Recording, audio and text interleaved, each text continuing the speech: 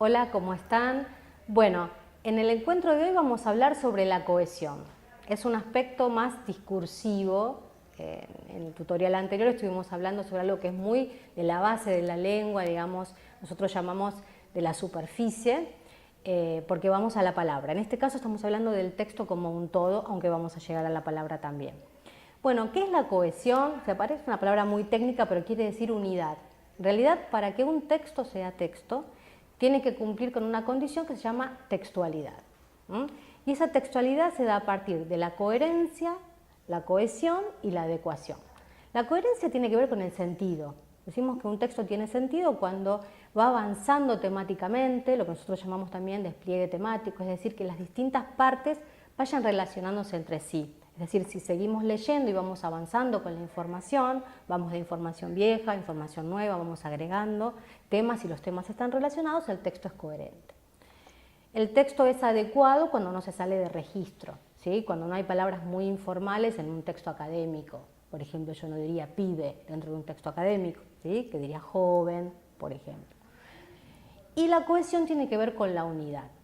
¿Cómo se da esta unidad? ¿Por qué hablamos de unidad?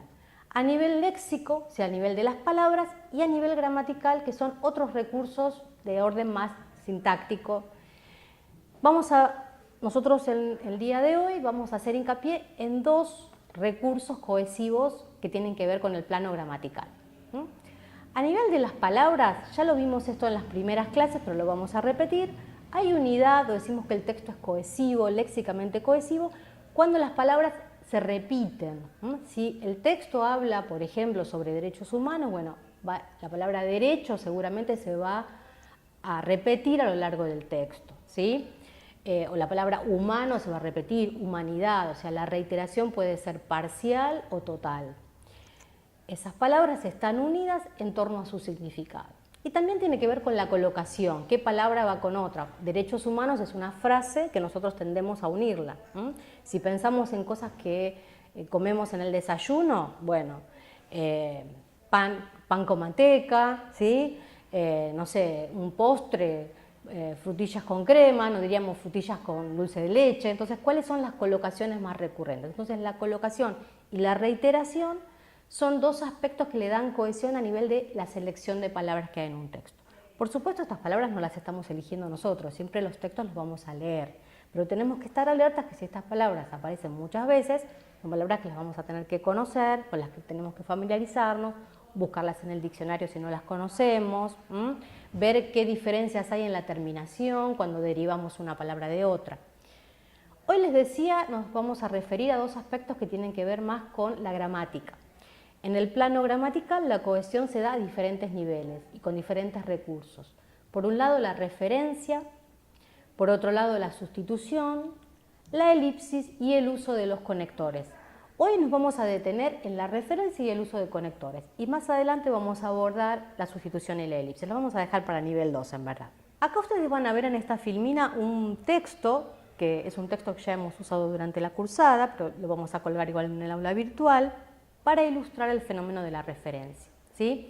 En este caso necesitamos ver todo el texto como un todo, o al menos un segmento del texto, precisamente para ver cómo las diferentes partes se van uniendo a través de recursos gramaticales también, no solamente léxicos. Y la referencia es uno muy fuerte.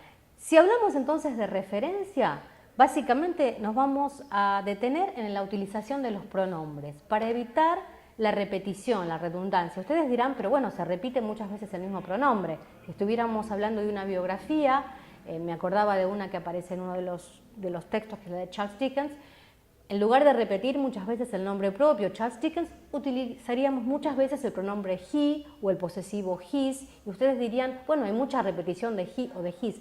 Hay una diferencia con relación al español. En español nosotros tenemos el sujeto tácito, podemos decir publicó tantos libros, se dedicó. En inglés siempre tenemos que empezar la oración con el sujeto, o sea, siempre tiene que estar presente el he. No suena redundante entonces, por el contrario, es una necesidad gramatical. Inclusive el inglés tiene un pronombre que es muy poderoso, que es chiquitito pero poderoso, que es el it, que normalmente no se traduce. Pues para decir la hora tenemos que decir it's 3 o'clock, son las 3. Como hacemos en español, arrancamos la oración con verbo, en inglés no podemos, para decir hace calor, it's hot, empezamos la oración con it. Ese es un pronombre netamente gramatical. A veces reemplaza el nombre de un objeto o el nombre de un lugar o de un animal, pero muchas otras veces no tiene traducción y no se refiere a nada, ocupa un lugar en la oración. Hoy, sin embargo, vamos a hablar de pronombres que sí se refieren a algo o a alguien. Por eso trazan un camino de cohesión a lo largo del texto. Se refieren a algo que se dijo antes o que se dirá después. Para su tranquilidad, casi siempre nos remite a algo o a alguien que se mencionó antes, ¿sí? Esta referencia se llama anafórica. No interesa que sepan ese nombre técnico, pero bueno, si lo llegan a encontrar es para que lo sepan. Acá en este texto, por ejemplo, aparecen resaltadas en celeste unas frases, people who exercise outdoors, y más adelante aparece their exposures to pollutants in the air. Ese their, su exposición, la exposición de esas personas. Fíjense que como estamos hablando de ellos, el adjetivo posesivo their combina con they, ¿sí? Entonces se refiere uno al otro. Más adelante, si analizamos el próximo párrafo, una oración que proviene del próximo párrafo, vamos a ver que aparece these effects, estos efectos, y esa frase se refiere a efectos que fueron mencionados en la oración anterior, a varios de esos efectos. A veces les vamos a pedir en ejercicios que ustedes nos digan cuál es el referente. Entonces vamos a poner, por ejemplo, these effects, 2 puntos, y esperamos que ustedes pongan se refiere a los efectos mencionados en la oración anterior, que son las dificultades para respirar, la tos y todo lo que está enunciado allí, que ustedes la van a ver como 5 categorías que son los referentes. A veces, y no tan frecuentemente, la referencia va hacia adelante, es decir, es catafórica. Yo menciono, coloco un pronombre que se refiere a algo o a alguien y ese algo o alguien se va a mencionar después. Fíjense este ejemplo. In the Pendulum Years, His History of the 1960s, Bertrand Levin writes of the collective insanity which seized Britain. His se refiere a Bertrand Levin, es decir, primero aparece su historia, no decimos la historia de quién, y más adelante aparece el nombre de esta persona. No es tan común este recurso, pero puede aparecer como para que estén alertas. Bueno, entonces este es un recurso de la referencia que le va dando unidad al texto. Nosotros vamos siguiendo el hilo del texto, si entendemos todo el tiempo estos efectos, qué efectos son, si entendemos él, quién es ese él, o su importancia, la importancia de qué o de quién, ¿sí? Bueno, se va a proveer una listita de artículos, pronombres, adjetivos posesivos, todas esas palabras que sirven para referirse a algo o a alguien, se van a proveer como para que ustedes las tengan a mano, pero como ya dijimos en otros momentos de la cursada, estas palabras son las que conviene memorizar porque son un grupito cerrado de palabras y bueno, para no ir tanto al diccionario. Y ahora vamos a hablar un poquito sobre el uso de los conectores. El uso de los conectores también suministra unidad al texto porque evita que las oraciones sean muy cortitas, que el texto sea pesado, que sea muy simple. Nosotros en realidad cuando empezamos a escribir, cuando somos niños empezamos a escribir, escribimos oraciones simples, cortitas, y después cuando el discurso comienza a ser más elaborado, vamos uniendo esas oraciones. Uniendo las oraciones por medio de conjunciones o conectores. Hay distintas formas de categorizarlo, pero nosotros para simplificarlo llamamos conectores. Esos conectores unen partes de la oración, unen párrafos o a veces unen palabras dentro de una frase. Pero además de unir, también suministran algo de significado. Por eso también solemos clasificarlos de acuerdo a su significado. Tenemos conectores de adición, el más popular es and, conectores de contraste, en este caso el más popular es but, B-U-T, conectores de condición, if. Si ustedes miran esta oración extraída del texto, the human health effects of poor air quality are far-reaching, but principally affect the body's respiratory system and the cardiovascular system.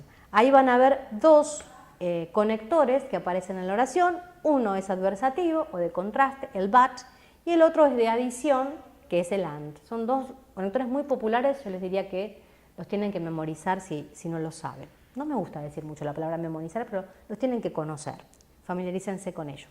En la segunda oración van a encontrar un because, acá van a encontrar la relación de causa y efecto, que tal vez es la noción más abstracta, se adquiere tardíamente en nuestra adolescencia. A veces nos cuesta decir cuál es la causa, cuál es el efecto de alguna cosa, y no es porque sí, sino porque es la que se adquiere con posterioridad en términos cognitivos.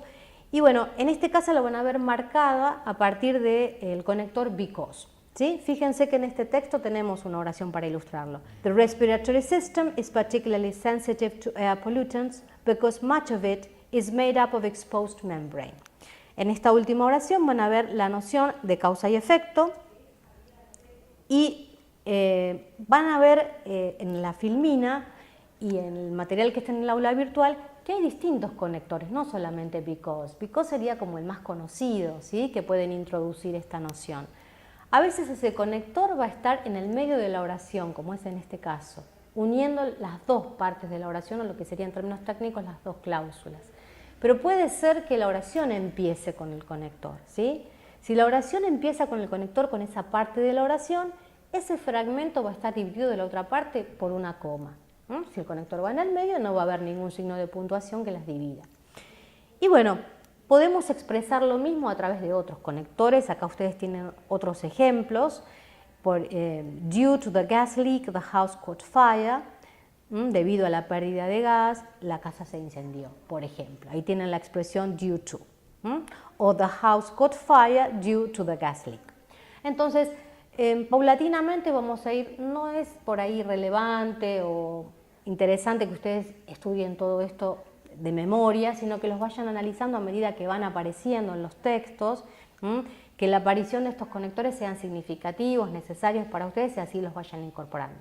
Nos pareció que bueno, estos tres primeros que estamos presentando acá son importantes, van a aparecer en los textos de estudio que ustedes tienen que leer y bueno, ya los vamos a ir desmenuzando, pero queríamos aprovechar este espacio de encuentro como para contarles la importancia de estos elementos que le dan unidad al texto y que nos permiten entender mejor y leer mejor.